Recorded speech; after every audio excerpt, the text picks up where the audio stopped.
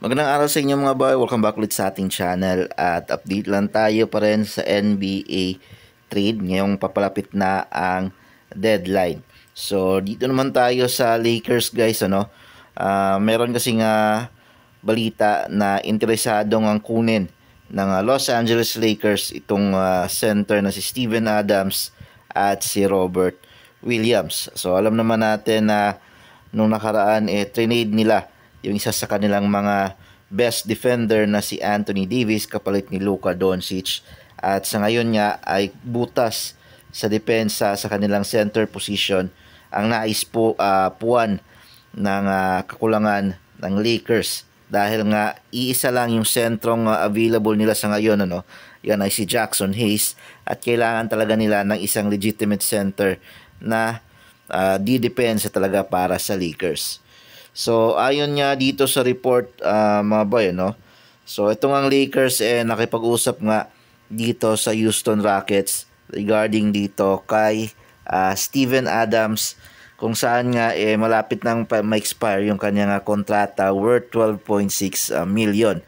Pero wala pa nga kasiguraduhan kung magkakasundo nga ba itong dalawang team na to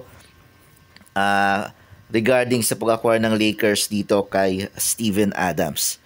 And aside nga dito kina Steven Adams at Robert Williams mga bayan, no, interesado rin yung Lakers sa Chicago Bulls center na si Nikola Vucevic.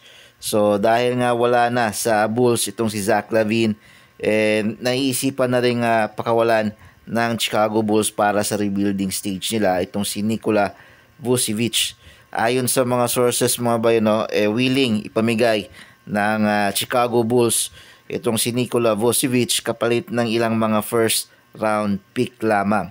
So yan ang tinitignan deal ngayon ng Lakers, kung kaya pa nga ba nilang mamigay ng mga first round picks kapalit ni Nikola Vucevic kung sasakaling hindi matuloy itong Steven Adams deal na to para sa Lakers. Pero kung ako ang tatanungin mga bayan, no, mas maganda siguro na si Steven Adams yung makuha ng Lakers kasi talagang subok sa depensa talaga itong si Steven Adams, and papa-expire na rin yung kontrata niya, and posibleng pwede siyang ma-extend sa Lakers depende kung makukuha nila at sa kanyang magiging performance kung sakasakali. So yan lang yung update natin mga bayan, no, regarding dito sa Los Angeles Lakers. Maraming salamat sa panonood.